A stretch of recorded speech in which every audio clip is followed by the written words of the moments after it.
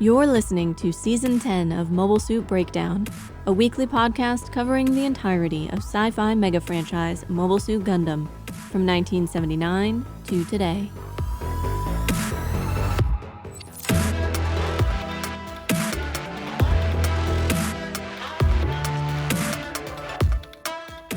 This is episode 10.2, The Prince and the Pauper, and we are your hosts.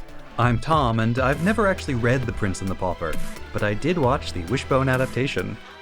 And I'm Nina, new to Victory Gundam, and my ideas for research are already outpacing my ability to do research. Mobile Suit Breakdown is made possible by 743 paying subscribers. A quick shout out to our newest patrons, Cinefine Belly, NC Chris 1701D, and Scott L. Thank you for keeping MSB Genki.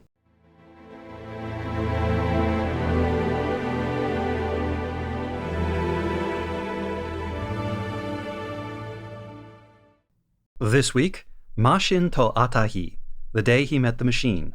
Originally intended to be the first episode of the series, but reworked and broadcast as a flashback set 3 days before last week's Shiroi Mobile Suit.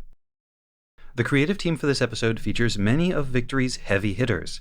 The script was written by mecha anime veteran Sonoda Hideki, previously series composer for Machine Robo and Zettai Muteki Raijin O. Though he is not formally credited as Victory's chief writer, Tomino does characterize him that way in some interviews. In his post-Victory career, Sonoda is probably best known for his script writing on the Pokemon franchise, especially its movies. Tomino himself drew the storyboards under his Yokitani Minoru pseudonym, and Egami Kiyoshi directed the episode. Egami previously directed episodes for Blue Comet SPT Leisner, City Hunter, 3 episodes of Gundam Double Zeta, and Adventure Girl Artesia, Dawn of Papal Episode 103, Bride of Suganam. He had also served as chief director on the 1991 Armored Police Metaljack. The animation director was Nishimura Nobuyoshi, who had previously served in that role on SD Gundam's Counterattack, F91, and 0083, as well as shows like Patlabor the Mobile Police. Nishimura was part of the outside company Studio Dove, and the animation for this episode was handled by his team at Studio Dove. And now, Nina's recap.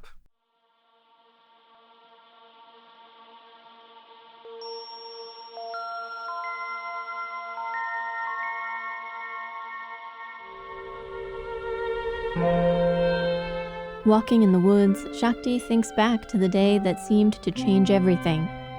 The valley where she and Uso lived was flanked by steep cliffs, crisscrossed with streams, the patchwork of woods and meadows dotted with lakes. From outside her family's cabin, she watches Uso parachute down from the cliffs, when out of nowhere a core fighter flies by, followed by a Zolo. The dogfighting planes come so close to Uso that his parachute partially collapses, and it's all he can do to keep himself in the air. The Zolo is joined by a Vespa mobile suit, a bright yellow, insect-eyed Shako, commanded by Lieutenant Chronicle Asher, younger brother of the Queen of the Zanskar Empire. They attempt to corner and capture the core fighter and its pilot, Marbet, but she manages to shake them, flying through the narrow gaps between abandoned buildings of a long, empty town, before bringing the core fighter down under the tree cover. She was wounded in the dogfight and can't keep flying. Her allies in the Ligue Militaire saw the trouble, but with no other pilots, they have to take hoverbikes to go look for her. Meanwhile, Uso's parachute catches on the Shako's head, blocking its cameras. Uso has no choice but to cling to the outside of the mobile suit, releasing his harness as Chronicle tears the parachute away and it falls to the ground. Fingers and toes gripping any gap he can find, Uso accidentally opens the mobile suit's cockpit, and he and Chronicle proceed to brawl, even as the Shako is still flying through the air. It isn't long before the mobile suit crashes headfirst into a lake. Chronicle swims to shore, while Uso struggles to pilot the Shako out of the lake and to some kind of hiding place. In the woods, a rustling noise puts Marbet on alert, but it isn't Zanskar or the Ligue Militaire. It's Shakti, accompanied by her dog Flanders and a Haro. While Shakti helps Marbet with first aid, Haro bounces off to get Uso. Once Uso takes in the scene, he hurries to get Shakti away, asking Marbet to please leave as soon as she is able. Not long after the kids go back to their homes, Marbet's allies arrive. Before going to Shakti's house for dinner, Uso closes the shutters of his family's cabin, walks through the oddly empty house, and goes to his loft room to write a letter and fax it to Miss Katejina Luce, informing her of his encounter with troops of the Zanskar Empire. After it's sent, he hears people in the main part of the house, and emerges to find 2 young adults or teens, one of them Odello, and one small girl, Susie, looting the fridge. They tell him they were chased out of Largain, and that they thought the cabin had been abandoned. Before they can say any more, the sound of beam rotors fills the air. All of them run outside and stare up at the sky where Shakti joins them, as masses of Zolo fly in the direction of a nearby city. The orange glow of the bombing radiates over the nearby mountains. Overcome with concern for Miss Katejina, Uso retrieves the Shako from its hiding place, intending to go help somehow, but he is intercepted by the Zolo from earlier, which never left the area. Clumsy and inexperienced, Uso still manages to destroy the enemy mobile suit, and seems stunned at his own survival, and at the possibility that he has killed the Zolo's pilot. In the present, Shakti keeps walking. Uso changed after that, she thinks, trying to pinpoint the moment when they couldn't hide from the war any longer.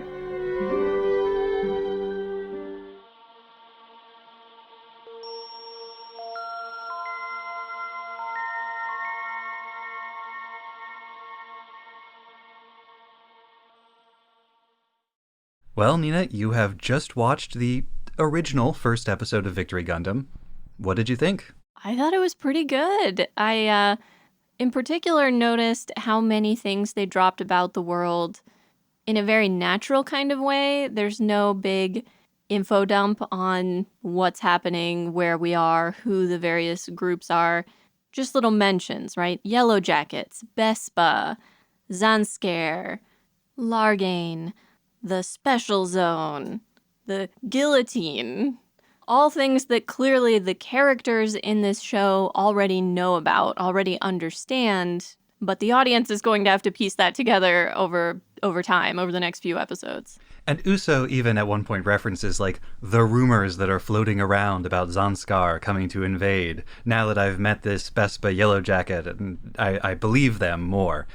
The fact that the photos of Katejina that Uso looks at have kind of an air of celebrity or idol pics. Absolutely. They look like they were taken by paparazzi. It's like I think this is his screensaver on his laptop, but it looks like, do you remember on like GeoCities and Angel Fire and even before that, when people would make like a shrine to their favorite character? And it'd be a webpage you'd go to, and it would just be all these screenshots and like poetry that they had written about them. So I don't remember that as much. That was not as much my thing. But when I studied abroad in Japan, I went to Takarazuka, and they make photo books for popular Takarazuka performers that are often like photo collages, or, I mean, they're all posed photos. They're not generally candids, but they'll put together these like photo spreads of popular performers who have a lot of fans, and then fans will buy these photo books and stuff.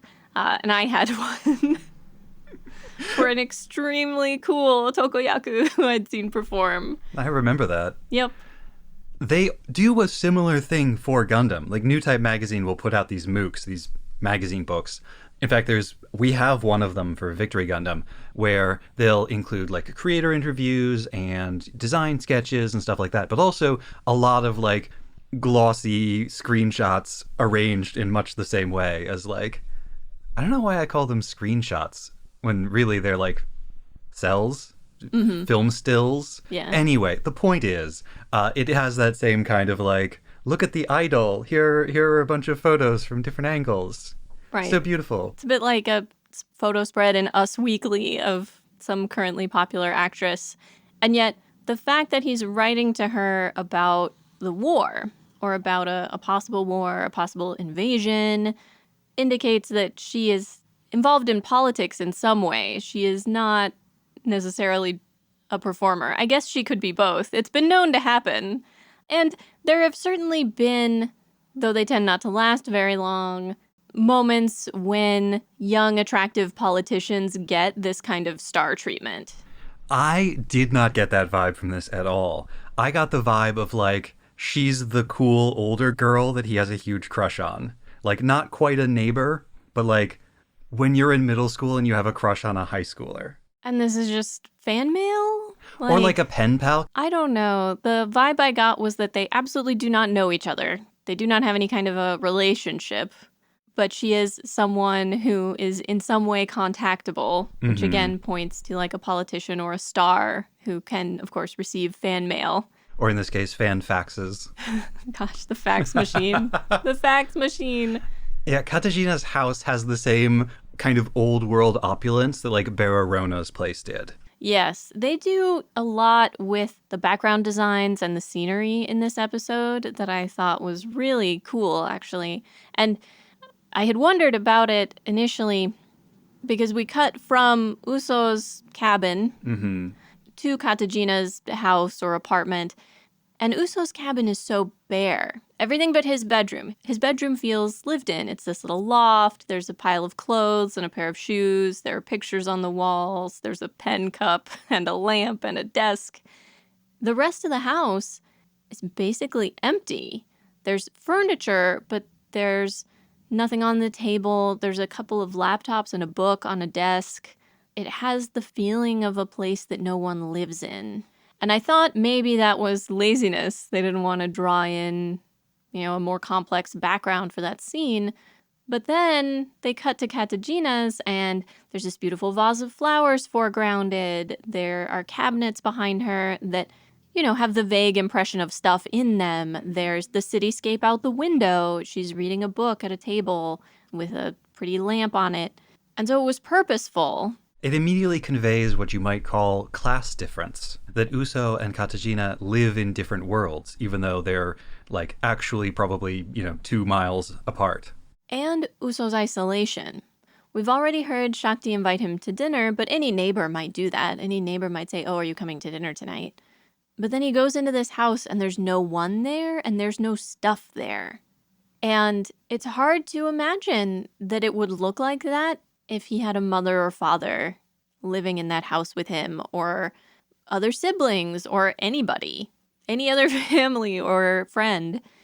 It conveys how alone and isolated he is in this place, even before we get to his fridge being raided. And I was saving that. That was the last of the ham my mother made. She's away and he is living in hope that she will be back any time now. But it's been a while.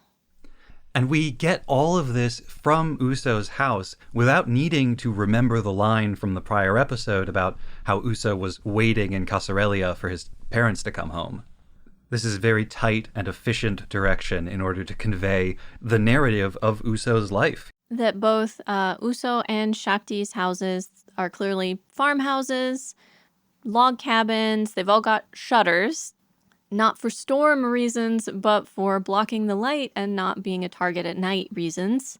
I will say, when he's first parachuting in, I was like, what plants are those supposed to be? That doesn't look like any farm I've ever seen. It's like jungle plants or house plants down there, but I digress. Shakti's family has a pen of sheep. Uso's house has a small attached barn. And having him parachute in gives them the excuse to show this whole deep valley or canyon space, the woods, the meadows, the streams, the lakes. It's extremely picturesque. I did wonder if it's based on a real place because they show this bizarre rocky outcropping that's like oddly rounded, sticking out of one side of the cliff with the staircases on either side. And that just feels like a very weird thing to draw unless you're referencing a specific place. The environment design for this section of the show, for this region, is heavily based on Tomino's own tourist photography from his journeys in Eastern Europe. And a lot of the locations here are actually quite well established, unlike many previous Gundams that we have watched. We'll talk more about exactly where they are, I think, once it becomes a little bit more apparent in the show.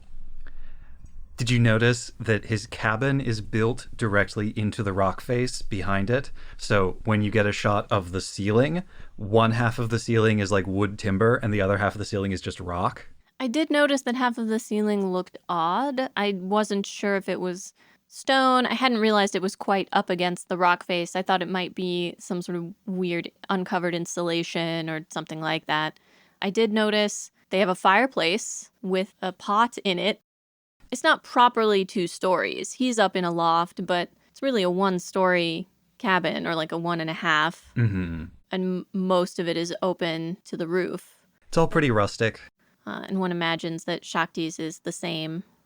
Details like Uso using a stick to like knock down the other sticks that are used to prop open the shutters during the day feels like I have never seen someone do that. I have never done that myself, but it feels immediately like this is a real practice that real people do or did in the past, and this is like being referenced here. It feels so authentic and natural. It feels like something a kid would do. Like, on the one hand, he's being responsible enough that he does open the shutters every day, right? Even though there's no grown-up there to tell him to do it, you have to open the shutters and air out the house unless it's particularly bad weather or something. But then instead of like holding the shutter, removing the prop, and then letting the shutter go, just knocking the props out of the way. That feels like the way a kid would do this. Mm-hmm. Speaking of that kind of really efficient storytelling just via like the visuals and these narrative elements, having our first view of him be as Uso is like casually parasailing around, like what kind of 13-year-old child just goes out for like an early morning parasail? Well, not early morning, because remember the events take place over the course of an afternoon or so. Pretty early in the episode, we start to get a really great sense of the passage of time. This is one of the things I loved about the visual design of the episode. Things start to turn warmer toned as we get later into the afternoon, and then all the pinks and purples come out at sunset, and then it's dark, and they... All right. You've opened up... You're right. It's great that they do that, and you have opened up the possibility that Uso is the kind of child who sleeps in before going for his casual parasailing session. Okay, I didn't mean to nitpick that point. You just reminded me that I liked how they had the colors change to convey the passage of time gradually over the course of the episode. I don't mind you nitpicking. It's just that when you pick the nits, you get the sass. Maybe Gundam has done this to me, but the fact that he's into parachuting didn't feel weird to me at all. If Camille can be into Homo Avis, why can't Uso be into parasailing or paragliding, No, yeah, absolutely. But it does tell us something about him, about his like level of, I don't know, vigor. Amuro would not have been parasailing. No. Judo would not have been parasailing, but probably for other reasons. Judo would have been parasailing if it offered him the opportunity to steal some valuables. That is true. Judo would parasail like onto the roof of a museum and then break in through the skylight. But Judo's parasail would have patches all over it. It would be an ersatz parachute. Lena would have fixed it up for him. There would be a scene later on in the show of Lena like sewing his parachute. Yeah. This episode includes a lot of moments that contrast Uso's adeptness and his general like physical abilities with, you know, a certain amount of lack of experience, you know, clumsiness thrown into an unusual situation. He manages, by luck or by skill, to keep his parachute open even after several of these flybys. Then he gets caught on Chronicle's yellow jacket, and he realizes as the parachute's being torn away that he has to disconnect, or he has to unload that backpack so he doesn't go flying to Earth. And then he manages to cling to the outside of this mobile suit, so he probably does some climbing. He's a good climber. Then he holds his own in / kind of wins that brawl. And they spend so much attention. They animate this brawl so well. And the moment when you see Chronicle's little bruise under one eye, and then later when he sets up his beam rifle to auto fire, he sort of like props it up on the ground to provide him cover fire while he tries to find the beam saber. And then in a move that feels kind of similar to knocking the supports out of the window shutters, when he kind of like flips the beam saber into his hand at the very end of the episode. Rifle. Are you sure it's the rifle? I could have sworn it was the saber that he flips. Maybe he does both, but if it's the scene I'm thinking of, he takes the rifle from the downed Zolo and flips it into his hand. Okay, maybe it was that. But anyway, such an unnecessary, showy little thing to do. Contrasted with, once he's inside the Yellow Jacket, we'll talk about the other name later, I'm sure. He knows what he needs to try to do. Like, in theory, he knows a little bit about these machines that he kind of can say, oh, I think I need to get control of the prop, or, oh, I need to get the autopilot to turn off, or, oh, I need this, or, oh, I need that. There ought to be a way to access the manual, which I don't care how classified the manual is. Why wouldn't you let it be accessible from inside the machine it's for? So this happens really quickly, and it doesn't actually help him at all, but a manual does pop up on screen, briefly. Oh, does it warns him that it's... There's actually some content to it. It's hard to read, though, because it's in a mixture of English and Romaji. But it does say things like, if you land too quickly, you will die. Helpful. So he kind of knows what he needs to try to do, but at the same time is overwhelmed, is struggling. When he finds that he is in the air, after having tried to right the mobile suit when it crash lands in the lake, he's like surprised to realize he's in the air. He had not realized this. This is an extremely Double Zeta kind of sequence. Cockpit hatch stuck open, brawl inside the cockpit. Judo and Mashima all over. Absolutely. Mobile suit flying all over the place, up and down, left and right, upside down, underwater. Yeah. Head dragging on the lake floor. And really well executed for all of that. With one minor caveat that I'll get into later. Oh, okay. Yeah, in general, I quite liked the animation of this episode, even points where it felt like they were doing things to decrease the amount of animation they needed to do. I liked the result. I liked the effect. Before we move on to the animation as a whole, I absolutely love the whole bit of Uso clinging to the mobile suit, clambering up it, obvious difficulty, gritting his teeth, like the way he moves to convey the chaos and the difficulty of what he's doing, even though, as you pointed out, he is succeeding at an incredibly difficult task, showing his skill and strength and gumption. It drives me crazy when you see movies or TV and a person will be in this situation and just like effortlessly, skillfully, gracefully clamber their way up the outside of a building or something. It's like, no, this is a very difficult thing to do. Yeah. And I love to see that difficulty. And it's one of the beautiful things about this episode, I think, that basically everything Uso manages to do is an accident. Even opening that cockpit. He's just trying to get a foothold, and he manages to kick open the hatch that has the external cockpit open lever. But Chronicle thinks it's all on purpose. Chronicle thinks he's been targeted. Oh, I never thought they would attack me with a parachute.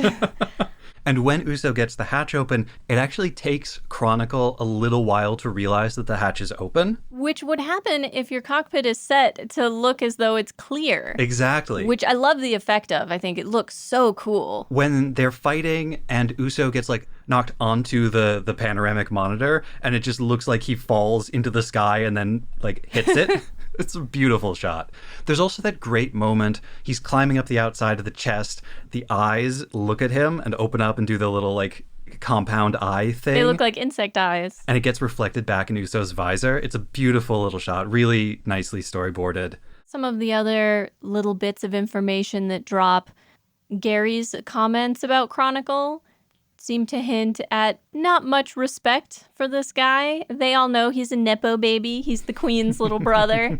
Even to the point where in the second and final fight between him and Uso, at first he actually thinks it's Chronicle and that Chronicle has changed sides on them. That is his first thought, that Chronicle has turned coat, not that somehow somebody got his mobile suit away from him.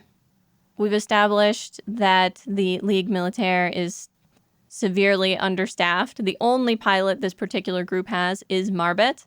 The only other person who could pilot is their lead and mobile suit engineer, and so they really can't afford to let him put himself at risk in that way. And also that Odello and company are not yet actually part of the Ligue Militaire. They're tagging along as civilian refugees, as is Gundam tradition. Yeah, I imagine they were found by the side of the road or something, having fled their hometown of Largain. The old guys picked them up because what else are they going to do? There's that scene in the forest after Marbet has been shot down and Shakti has administered some first aid to her. Uso arrives, summoned by Haro. I'll have more to say about Haro in a little bit, but Uso arrives, and his response is to look at this situation and say, I don't want to get involved. Shakti, come with me. Let's go. Lady, you get out of here as soon as you can. Which is funny because then he turns around and wants to save Miss Katajina. Mm-hmm. And Shakti is almost the reverse of this.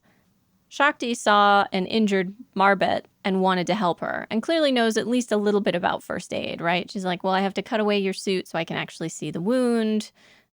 Is ready and willing to help her, but is clearly very upset at the idea that there's no staying out of the war for them now, that the war has come to their hiding place, and that this thing that she thought they were maybe going to be able to stay out of, that's not going to be possible. Yeah, her level of horror when Uso destroys that Zolo is like off the charts, because she knows like they're stuck. There's no going back from this.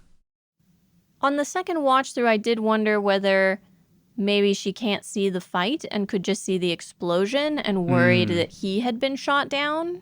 Could be. But it's unclear. It could easily be that she's horrified that he's killed an enemy soldier and the attention that would theoretically bring down on them. The fact that makes it truly impossible for them to stay put. Of course, he hasn't actually killed an enemy soldier, but she doesn't know that. Well, we don't either.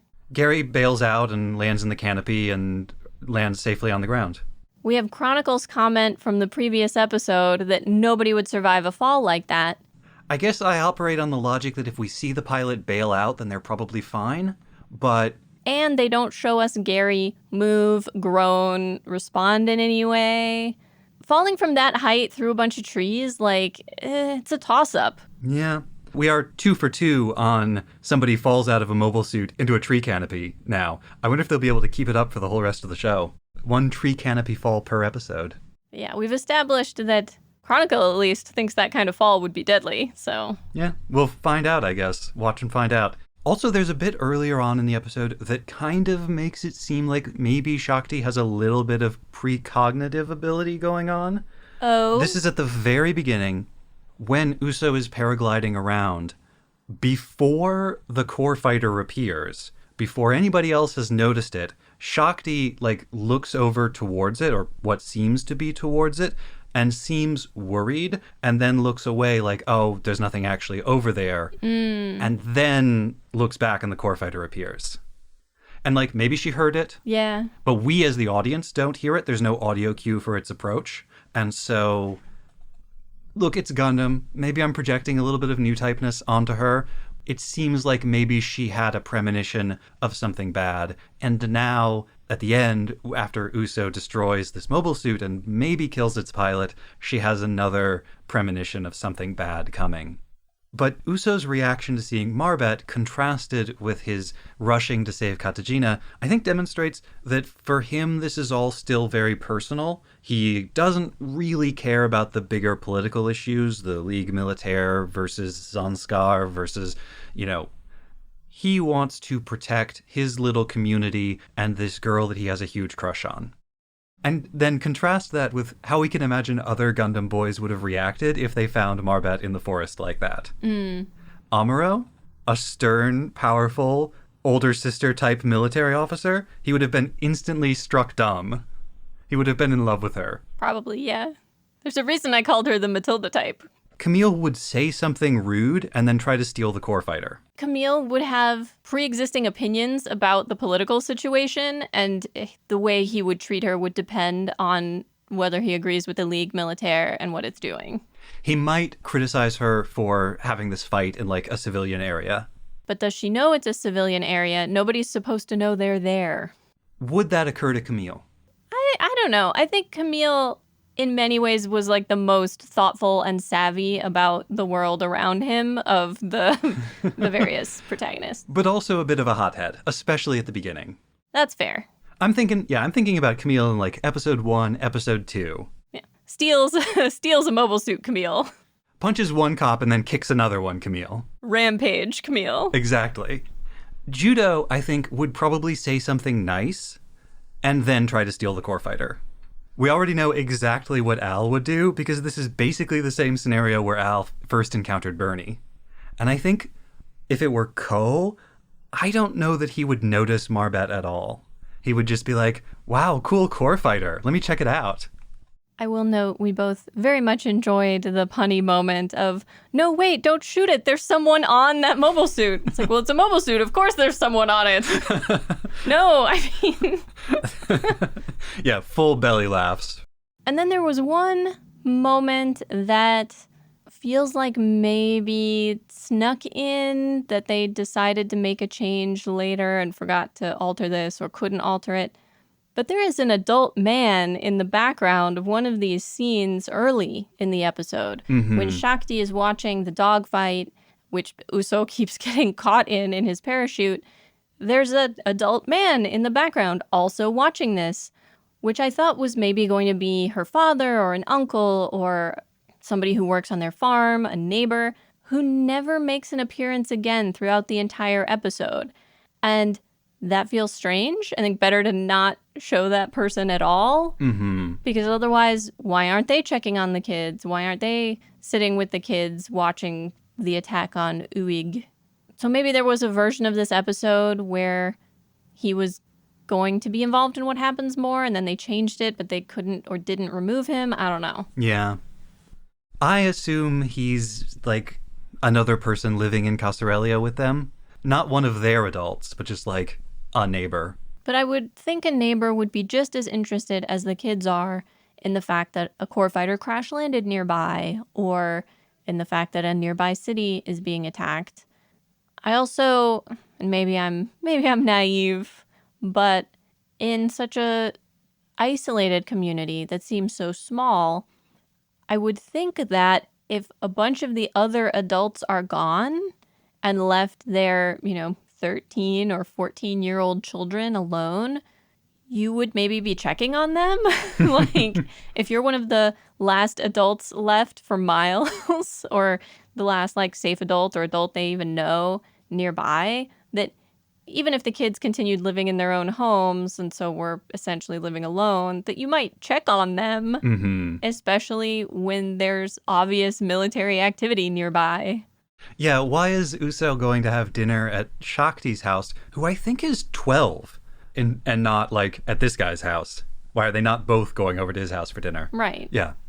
It also raises the possibility that there's some kind of, subplot that we're not seeing. Maybe it's in the novels, where Uso is not merely parasailing for fun and recreation, but, surveying the land on behalf of the community, or something like that.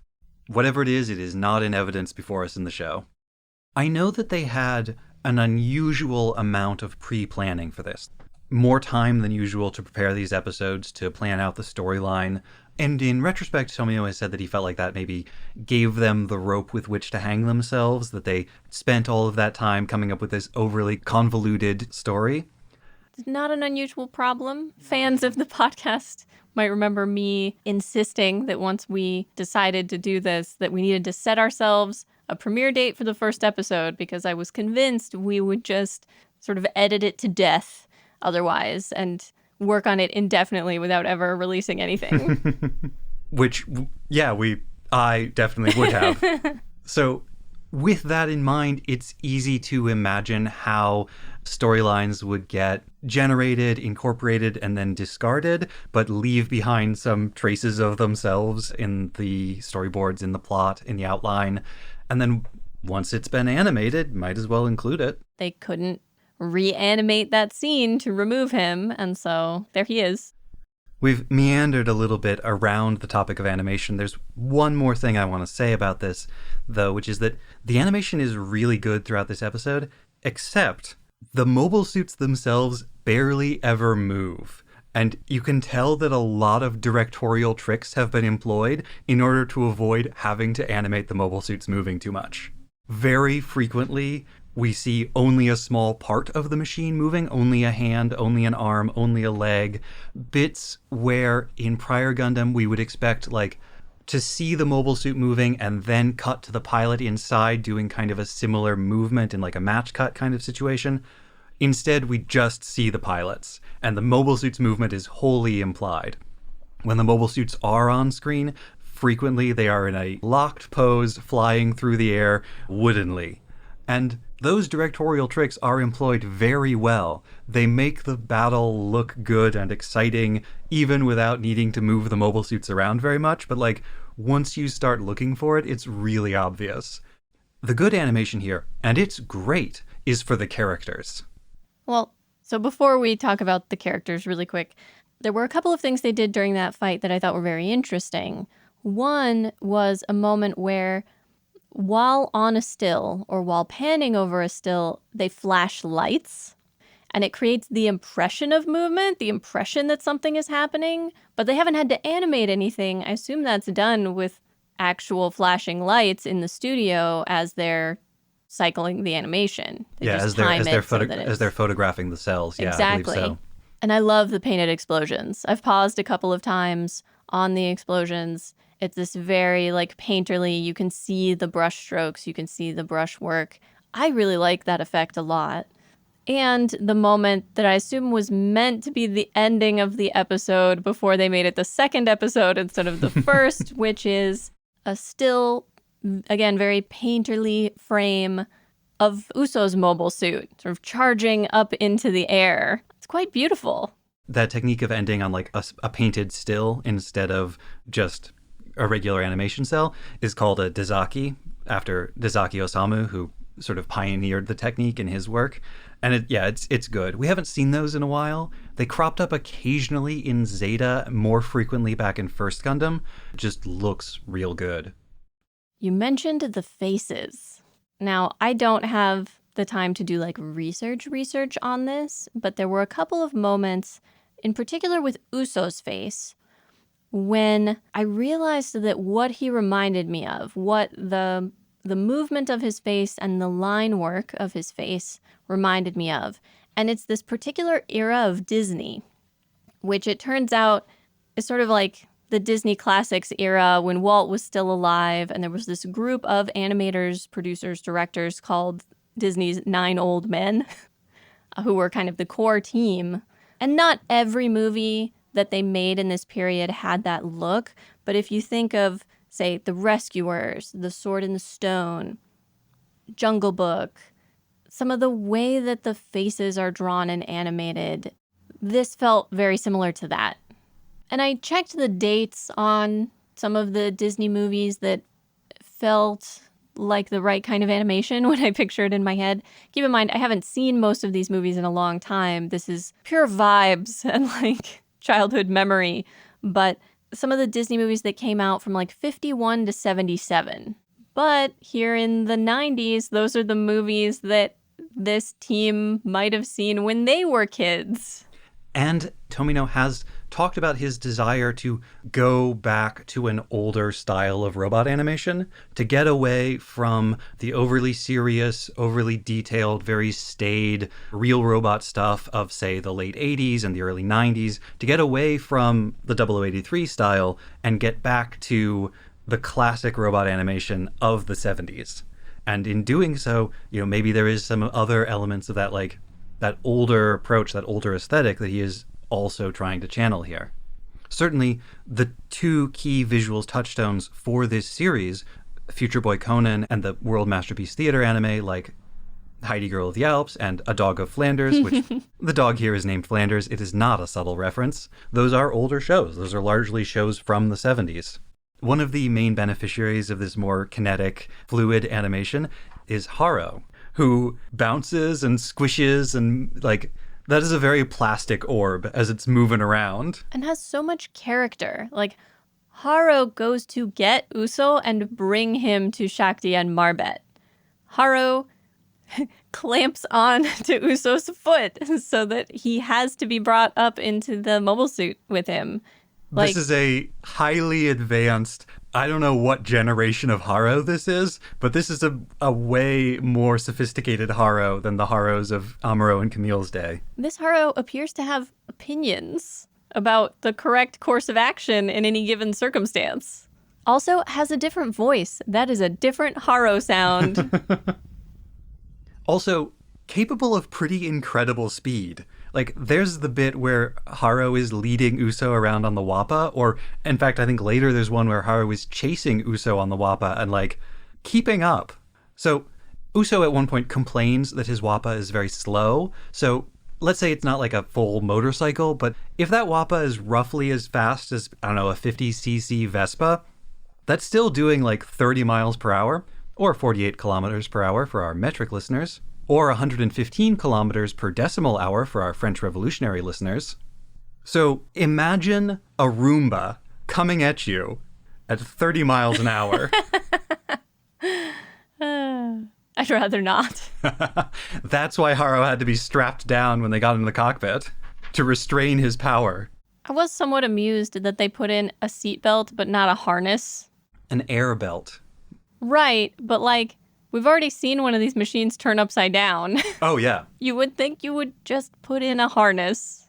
When did they start requiring the shoulder strap for seatbelts? Oh, I have no idea. But like, mobile suits aren't cars, they're fighter jets. I take your point, but still. There were only a couple of other sound cues that really stood out to me. The crying eagles and twittering birds, which just kind of fits in with the animals in Tomino scenes and the establishment of this relatively untouched valley, canyon place, that the most predominant sounds are those of animals. Although there's some indication that there used to be more people, because Gary's Zolo, the helicopter thing, gets stuck trying to follow Marbet through, like, the overgrown ruins of some buildings. Mm-hmm. So this maybe used to be a larger community that was mostly abandoned. Well, we know by now that the Earth is largely depopulated. Most of humanity lives out in space. This is the Earth. It's been 60 years since Char's counterattack, 60 years of humanity moving out into space and, like, letting Earth grow with a much reduced population. And I think we see this is Earth, like, not in exactly a natural state, but much restored from where it was. Like you said, the sounds of nature, there's wildlife everywhere, the trees are grown up. At least in Casarelia, the humans are, like, living within nature. And then the other sound cue that really stood out to me was that of the huge mass of Zolocopters going to bomb the nearby city. And then we see the glow of the bombing and the subsequent fire over the top of this low mountain range or hills. The bit when the Zolocopters go over and all the kids are looking up at them, it feels really ominous and really eerie. I kind of wish it had been the end of the episode. It felt like it could have been. The prominence of helicopter-type machines in this show so far made me wonder about helicopters in footage of the Yugoslav wars, which we haven't gotten to yet, but these wars in the 90s would not have been the first time that helicopters were used in warfare, or even the first time that they had been all that prominent, but maybe there was something about the way the war was covered. Maybe there were a whole lot more helicopters in these wars than there had been in previous ones. I wonder what exactly influenced them to be such a big part of the mobile suit design here when they haven't been before. I do know in the design history of Victory, the Zolo was one of the very first mobile suits to be developed. It was designed by Okuara Kunio. It actually grew out of his entry in the competition to design the Victory Gundam. When it didn't win, he sort of took the design and reworked it to be an enemy mobile suit. So it does the same, like, separate and recombine thing that the Victory does. And because it was the first Vespa Zanskar mobile suit to be designed, it did sort of set the design language for that army. Okuara has also said that he wanted the helicopters, to be sort of eerie, unsettling. And I do think they have that feeling. Helicopters always, maybe this is just a me thing, helicopters always feel kind of unsettling when you see them flying, because, like, they shouldn't be. When the rotors are going really fast, they kind of disappear, and so you just see this metal body floating through the air. I find the sound of a helicopter rotor really ominous. Mm-hmm. And maybe this is childhood associations and like Apocalypse Now. But the sound of a helicopter kind of puts me on edge. Yeah, living in New York and finding the sound of helicopters unnerving is actually pretty bad because there are a lot of helicopter flyovers for perfectly innocuous reasons. Mm-hmm. We hear them pretty frequently. And I'm always like, what's happening? What's going on? Why is there a helicopter? Not unlike Susie, who clearly traumatized by what has happened. More so than the older boys. Or I guess we do not know the third kid.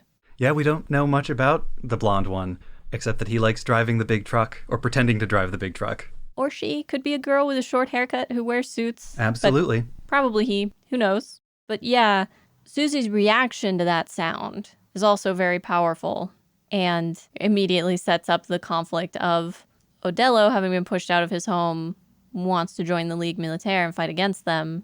Susie has already lost so much and is already so scared that she desperately does not want him to go. Odello also kind of has that hungry wolf attitude. Like when they break in, and he's shameless. He's like still cutting and eating the ham even after Uso has burst out to confront them. Odello's attitude is very much, I don't know you, man, and I am protecting my crew and feeding my, I'm gonna assume, sister or adopted. She's his sister now, however they started out. Yep. I've already lost so much that I do not care anymore. And then in that scene, Odello calls Uso, in the English subtitles, he calls him an illegal immigrant.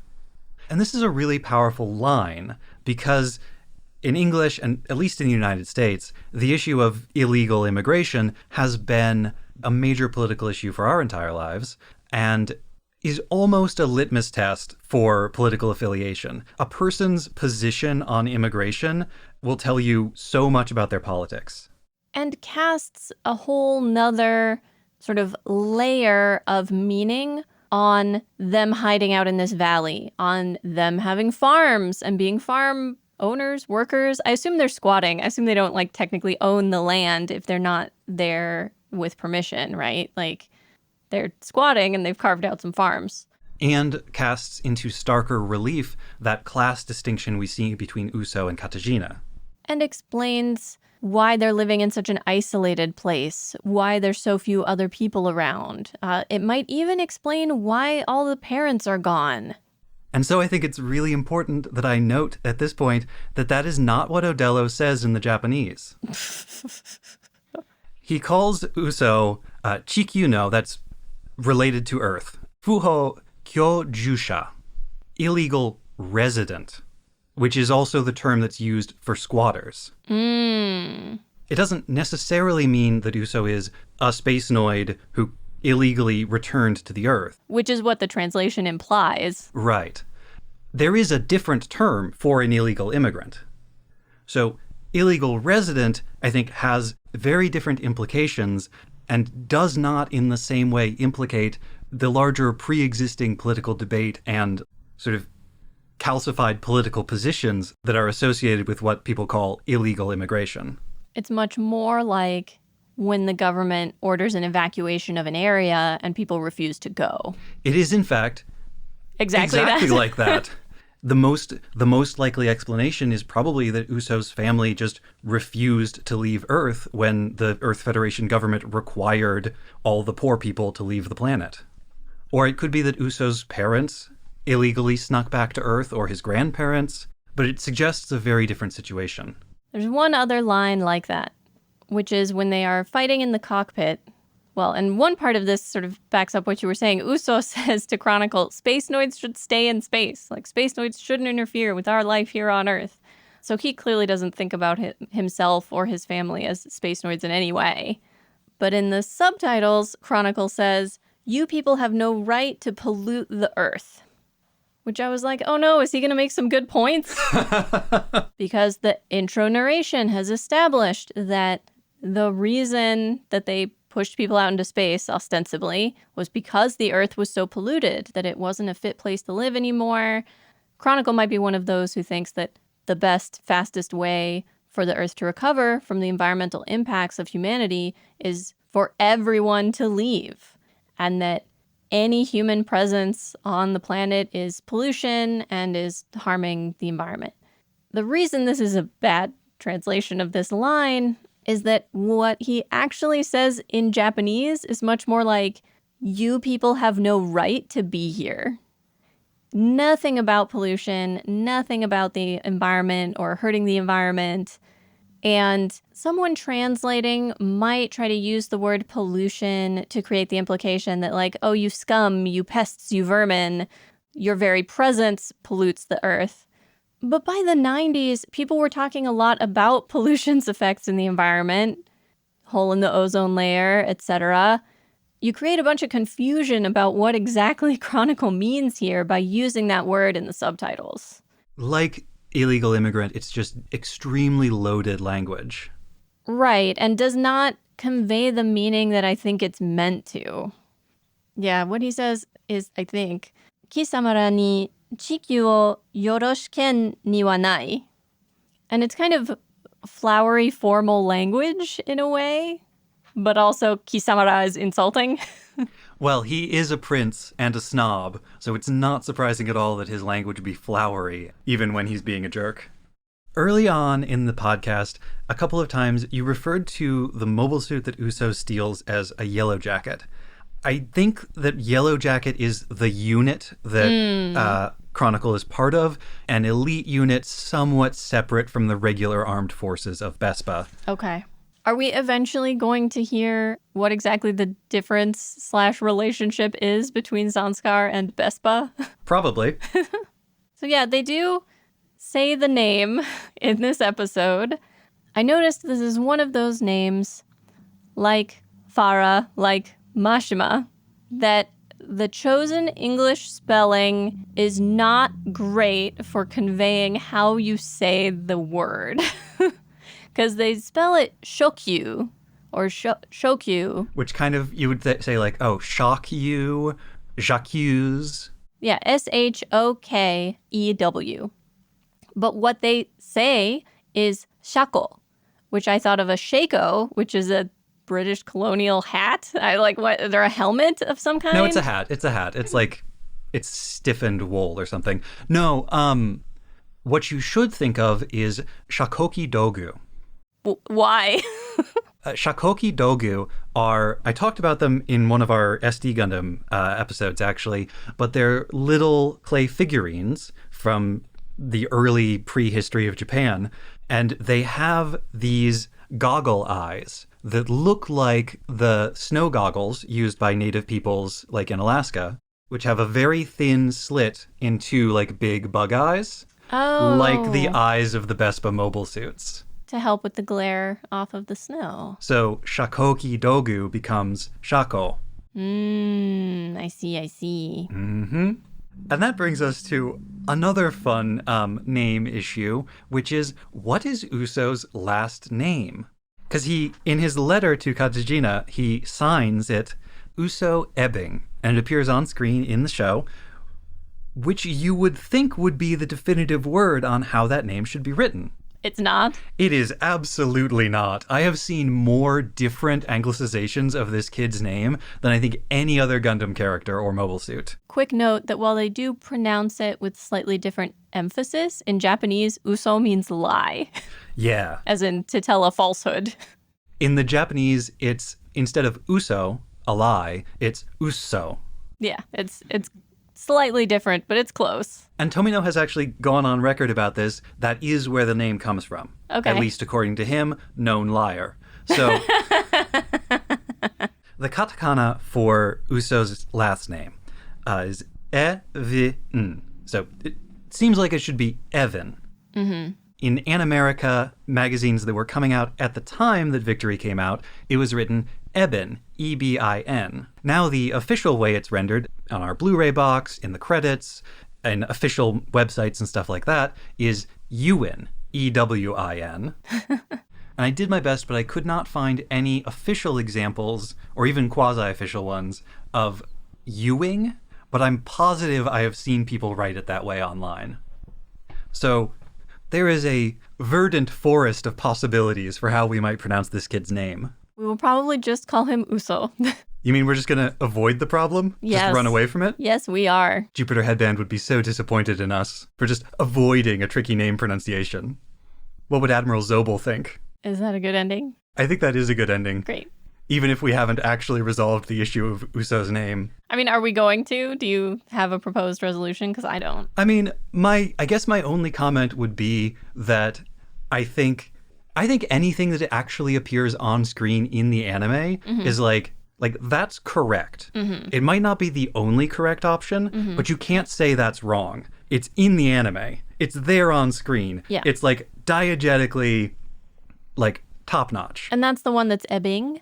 Yes. Yeah. I mean, ebbing. It's definitely not what the katakana says. Right. If you wanted to write ebbing, you could do that, and it would look very different from what they actually wrote. Ebbing.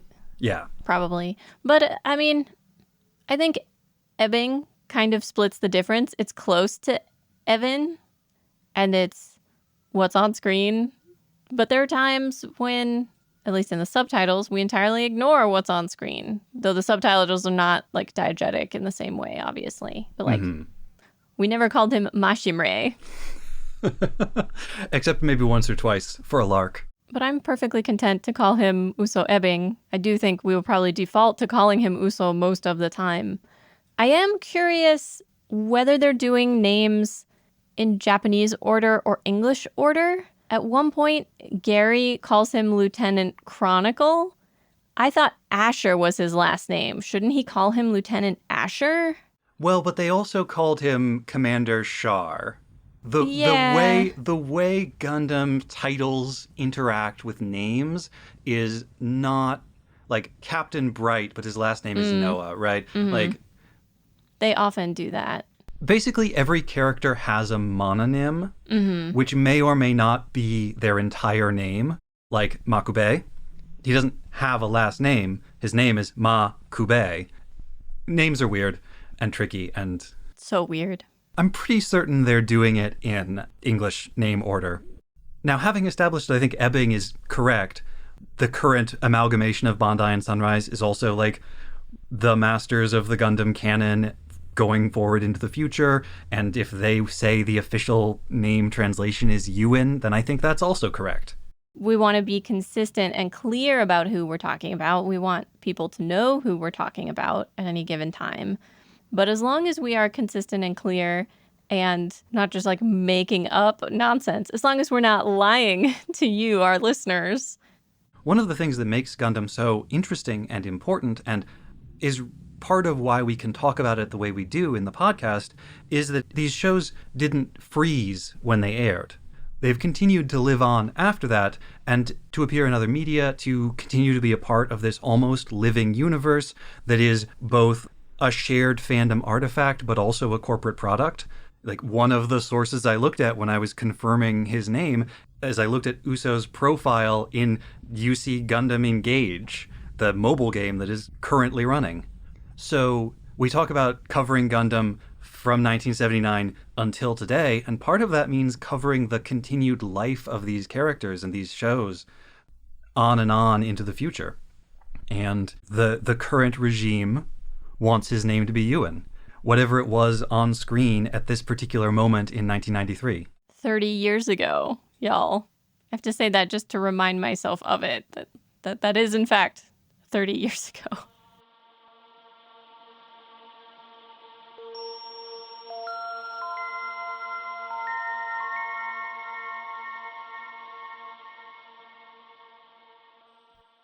And now, Nina's research piece on youth and otaku culture at the beginning of Japan's lost decades.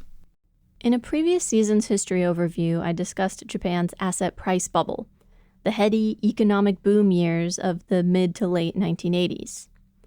Certain assets, most famously land, but also stock, appreciated in value at an unprecedented rate. Loan growth quotas, set by the central bank, and a low discount rate, which is the interest rate the country's central bank charges commercial banks when it gives them loans, meant that loans were very easy to get, which encouraged speculation. If you, as an individual or a business, won't have to pay much interest and you're confident that the value of what you buy with the loan will increase significantly, why then a loan is basically free money.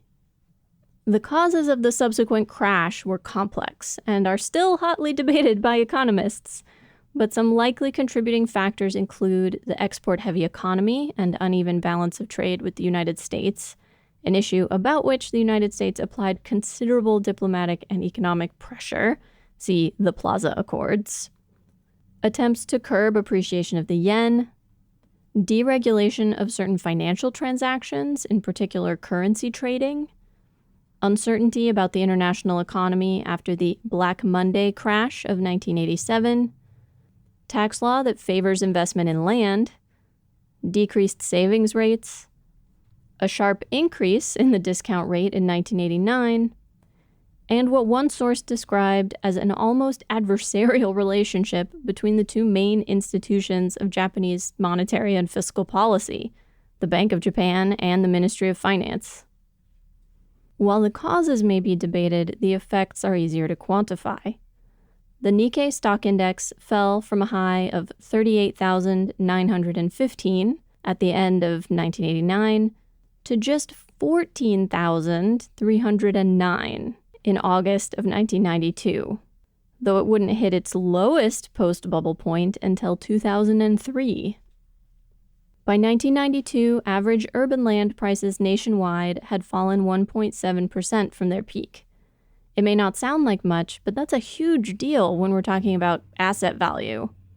In major cities, the drop was worse and hit residential land, the kind average people are most likely to invest in, the hardest. To quote the wiki, commercial, residential, and industrial land prices dropped 15.2%, 17.9%, and 13.1%, respectively. Average nationwide land prices in Japan wouldn't increase until 2017.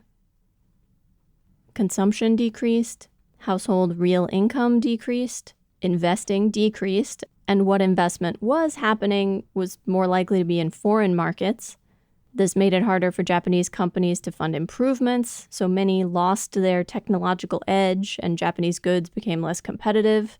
Companies that had looked as though they were thriving during the bubble because they had these high-value assets on their balance sheets were suddenly zombie companies without the operating profits to even pay the interest on their debts. And that combination of a weakening economy with the crashing land prices means that if you were well off enough during the bubble to buy land, probably on credit, you now had a mortgage for land that was only worth a fraction of what you bought it for. And if you were too poor to invest in land during the bubble, the weakening state of the economy means you probably can't afford to buy the cheaper land either. This also left banks burdened with a lot of bad loans, and many banks and companies were only saved by government bailouts. Whether those government bailouts helped or hurt in the long run is one of the debated issues. The bursting of the bubble also revealed many cases of fraud and corruption throughout Japanese society. Coupled with the crash itself, consumer confidence was badly shaken. This lack of confidence and the caution it inspired likely made government efforts to increase domestic demand or stimulate consumption less effective. Even if people felt as though they had more money at their disposal, they were more likely to save it than to spend it or invest it.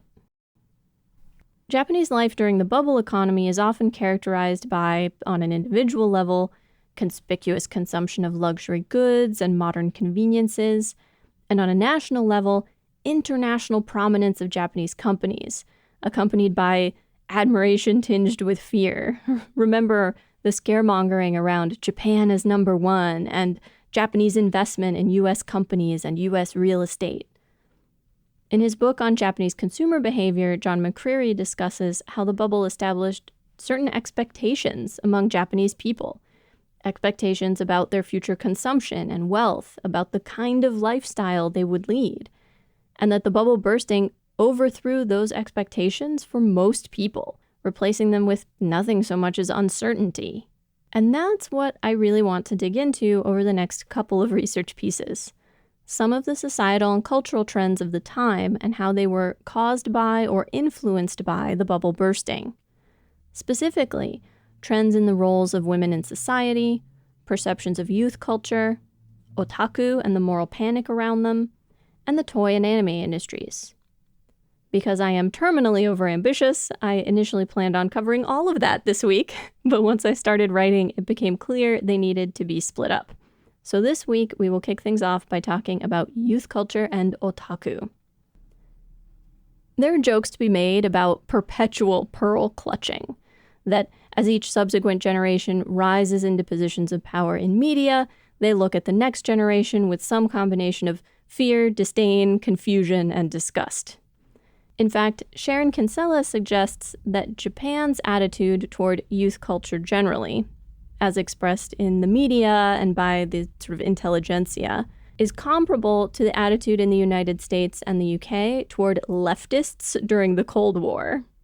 That combination of disdain or that kind of patronizing attitude towards the naivety of all these young people combined with a disgust for everything they were fighting for, as all leftist movements were basically lumped in with communism and the enemy. Those kids today, they oppose everything that we stand for as a nation. They're simultaneously so weak and foolish, but also so dangerous. They're a threat to everything our nation stands for. Only in Japan, this wasn't confined to particular political movements. It was sort of directed at the idea of youth culture as a whole. And both the speed and extent of the changes in Japanese society during the post-war period likely made the rift between generations feel even wider.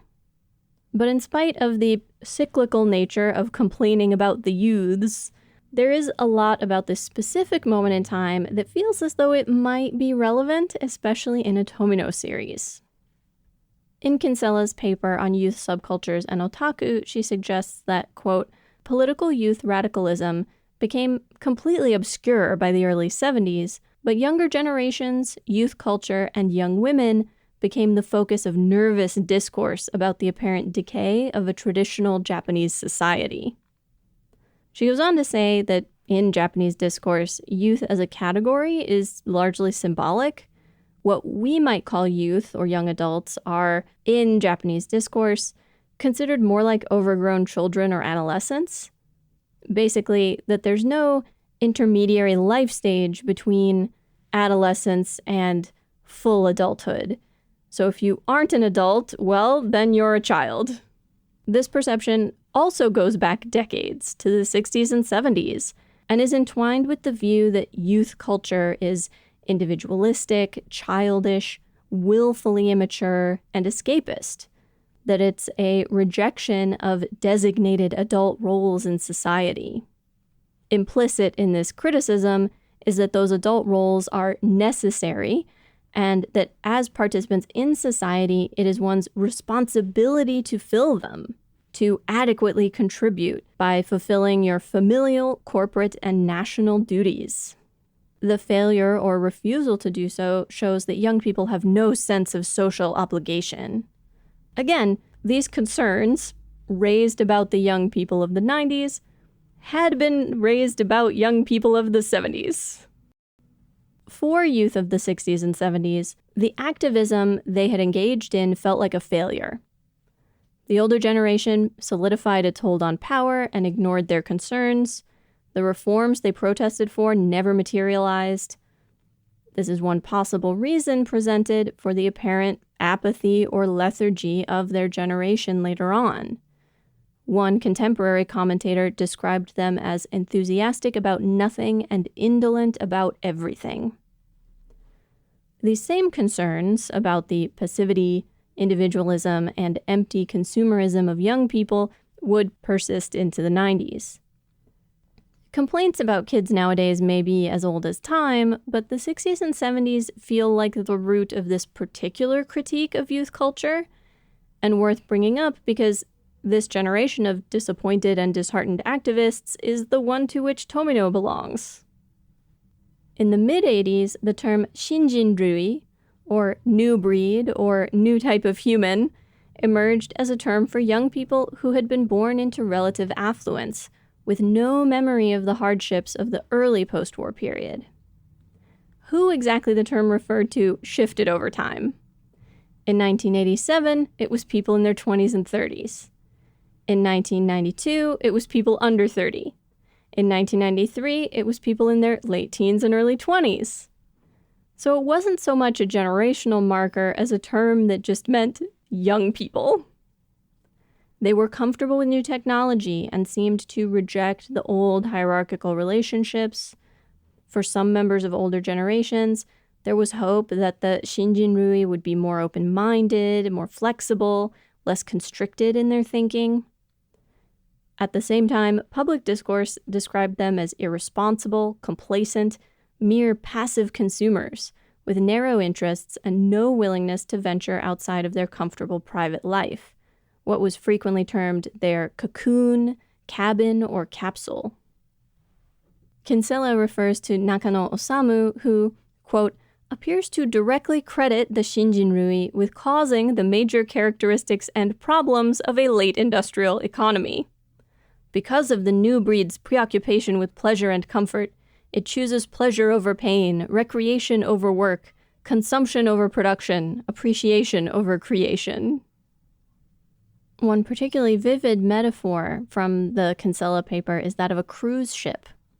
An early 90s culture commentator describes the youth of the day as focused on being comfortable in their cabin, but never sparing a thought for the ship as a whole or the sea that it sails, whether the seas are rough or calm, or where the ship is going.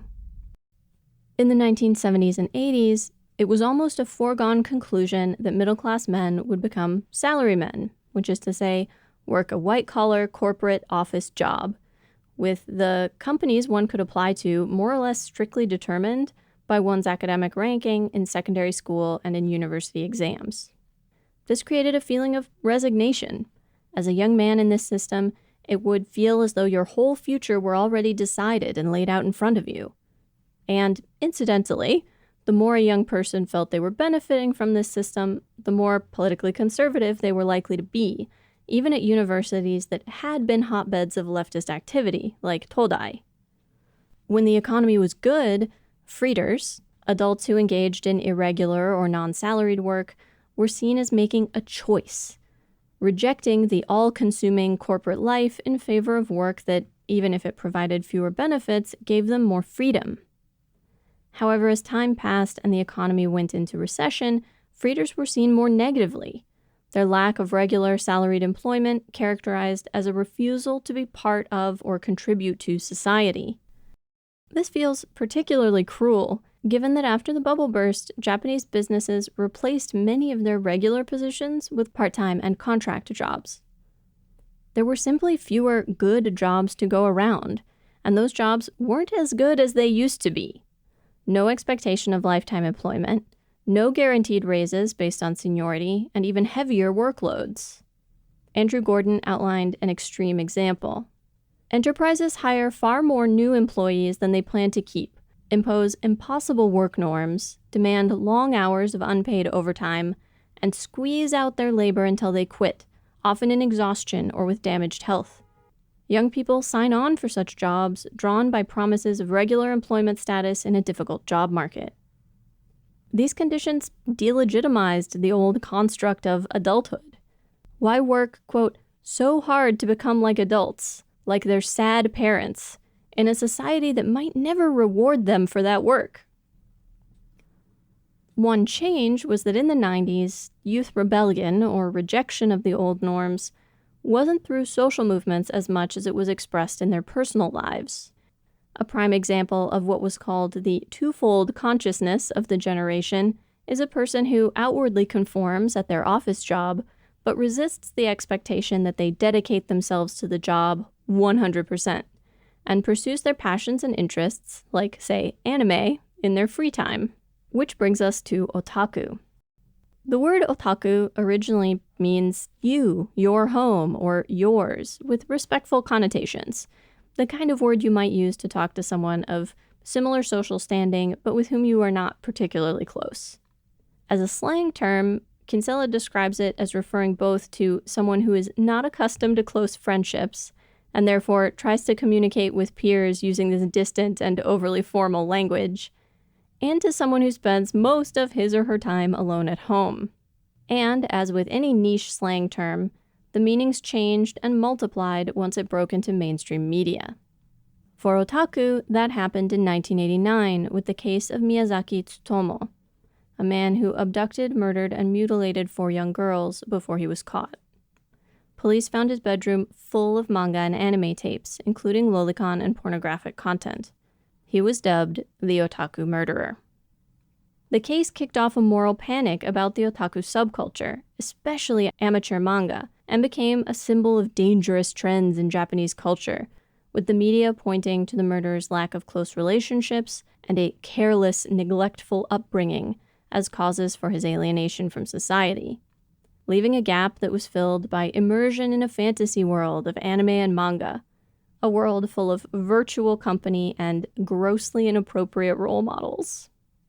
Some suggested that the freer contemporary relationships were no substitute for fixed traditional social relationships, and voiced concern that the lack of close parental relationships prevented necessary psychosocial development, creating children and then adults unable to distinguish between fantasy and reality.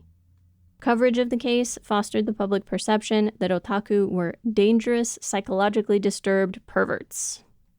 Due to this coverage, in the early 90s, the term otaku came to refer to the murderer himself, all amateur manga artists and fans, and to some extent, all Japanese youth. Otaku were seen as embodying the logical extremes of everything that was wrong with youth culture. Introverted to the point of dysfunction, childish, prioritizing escapism and comfort, an otaku generation that threatened the whole of society. Interestingly, several anime creators expressed disdain for their otaku mega fans, describing them as overgrown adolescents with too much of their identity tied up in something meant to be entertainment for children, but we'll talk about that when we talk about the anime industry. Even in this environment, otaku culture thrived. The amateur manga movement had peaked from 1990 to 1992, with over 250,000 people attending each comics market, commonly referred to as Comiket, each year.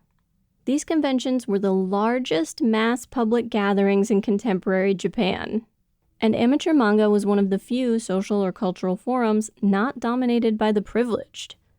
For a humorous take on otaku culture at this time, made by otaku, with full awareness of how they were perceived by non-otaku, you should check out Otaku no Video if you can. It's a mashup. Half spoofy interviews with otaku, their faces blurred as they talk about making figurines or collecting tapes or whatever their particular interest is, and half anime, telling the fictional story of a young college guy who gets sucked into the world of otaku. The interviews themselves are not, real. It's not a documentary, but it really does capture the vibe of what it meant to be otaku in this moment and how they were viewed by the outside world, and also some of their own sort of self-perception. Yeah, they managed to convey both just how harmless most otaku were and most otaku interests were, but also that feeling they all had that they needed to hide that part of their lives from anybody who wasn't an otaku. And that scrutiny coming from the outside world, that feeling of being under the magnifying glass. Many otaku had that twofold consciousness I mentioned earlier. For example, in a 1992 article about a man who wrote amateur shoujo manga, girls manga, he described girls manga as a more progressive cultural scene that allowed him to engage with society in a way that his day job could not. Making girls manga was an escape from and a criticism of his corporate life and mainstream masculine culture, a feeling that seems to have been shared by many men in the amateur manga scene. There was some censorship. In 1991, police confiscated unpublished and amateur manga from a few shops and arrested the shop managers.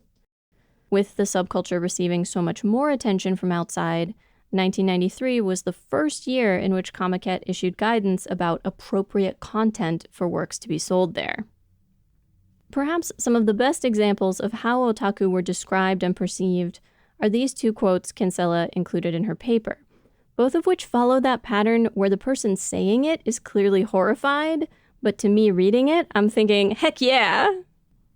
The first is by Yonezawa Yoshihiro. The city, the lost zone of Japanese society, exists here at Comic Market. Without any interference or hindrance from outside, this abandoned and forgotten section of society has started to produce its own culture. The sense of being one body, of excitement, of freedom, and of disorder exists inside this single unified space. If anything frightful has come into being, it is no doubt the existence of this space itself. The second by Ueno Chizuko. Without social roles, otaku had no fixed identities, no fixed gender roles, and no fixed sexuality. Apparently, young people were supposed to save society with their less constricted way of thinking, but not like that. The hardest thing to remember thinking and writing about this time is that they didn't know what was coming. Most writing about this period is from well after the term lost decade comes into use. After 10 and more years of economic stagnation, new technological developments, and world events.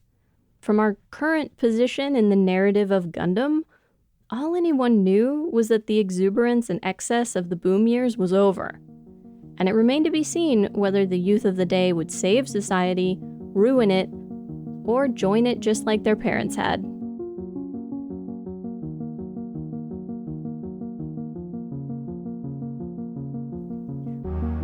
Next time on episode 10.3, Unfriendly Fire, we research and discuss episode 3 of Victory Gundam and a truly terrible expository monologue.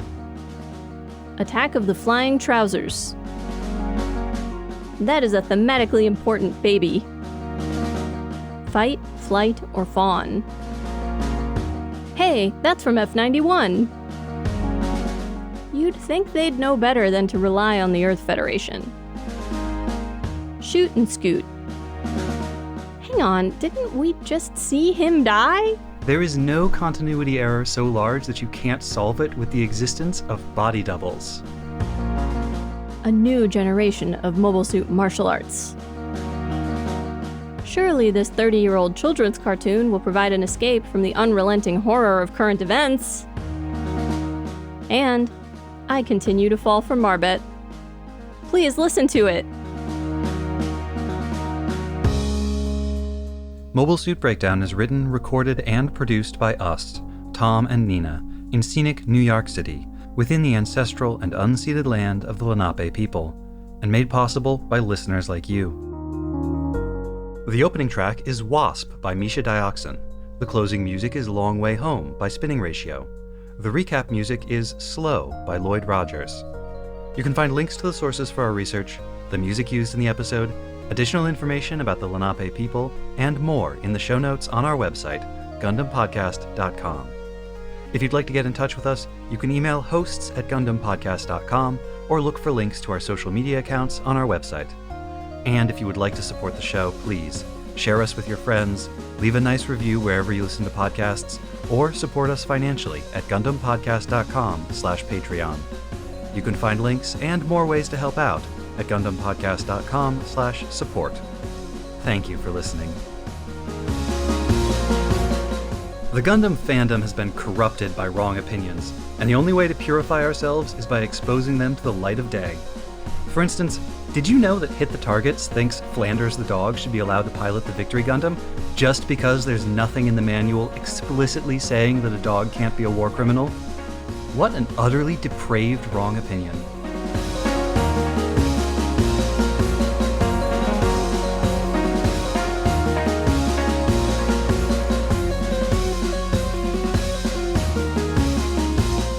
Well, I can't do anything about that right now. But I'm not sure you can do anything about it, period. I don't think I've ever had that kind of fight with anyone. I mean, I definitely have, but it was a long time ago. I think I know what you're talking about.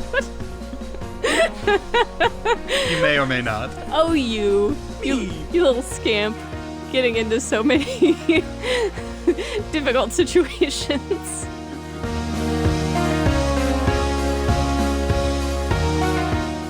Now I have a perverse desire to ruin the vibe. No, my vibe! Don't kill my vibe. You've thrown off the Emperor's groove. Not his groove.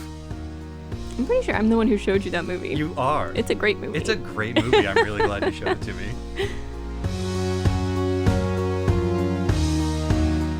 I think they blew it up. Oh, so new side 2. Yeah. New and restored in 4K, side 2. They tell him they were chased out of... God, autocorrect really f***ing up stuff for me here. Largain.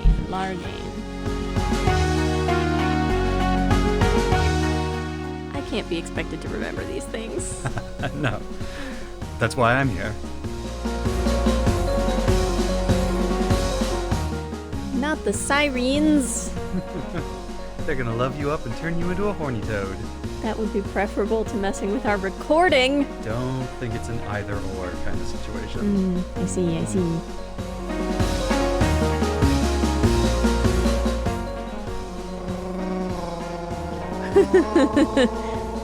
The Wookiee warm-up. Rocky. The Moncho warm-up. Rocky. Rocky. I can't quite do it.